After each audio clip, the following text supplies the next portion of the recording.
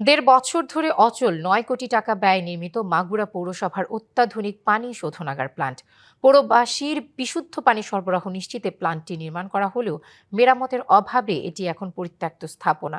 ফলে সুপেয় পানির সংকটে ১১ লাখ পৌরবাসী। মেরামতে নেই বরাদ্দ, যদিও কর্তৃপক্ষ বলছে পৌরবাসীর সুপেয় পানির চাহিদায় নির্মাণ করা হচ্ছে আরও ৩টি শোধনাগার প্লান্ট।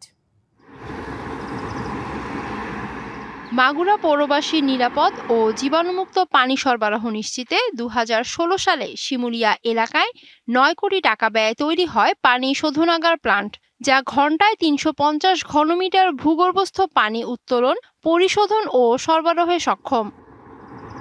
কিন্তু দেড় বছর ধরে শোধনাগারটির ফিল্টার নষ্ট হয়ে অচল হয়ে পড়ে প্লান্টটি।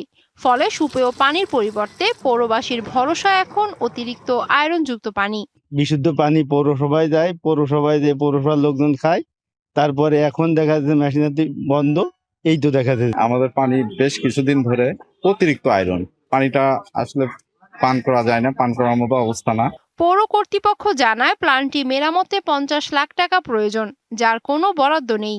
তবে মেরামতের টাকা বরাদ্দ না থাকলেও পৌরবাসীর জন্য নতুন ৩টি শোধনাগার নির্মাণ করা হচ্ছে বলে জানান নির্বাহী প্রকৌশলী। 7 টাউনস ওয়াটার সাপ্লাই প্রজেক্টের আন্ডারে মাগুরা পৌরসভা অন্তর্ভুক্ত আছে। এই প্রকল্পের অধীন ১০৫ কোটি টাকার কাজ হবে। নগদ নিয়ে এলো হার না মানা হার অফার। সর্বনিম্ন ১০,০০০ টাকা রেমিটেন্স নগদে পাঠালে থাকছে স্বর্ণের হার জেতার সুযোগ। এবং মাগুরা পৌরসভার ৩টি স্থানে ওয়াটার ট্রিটমেন্ট প্ল্যান্ট স্থাপন করা হবে।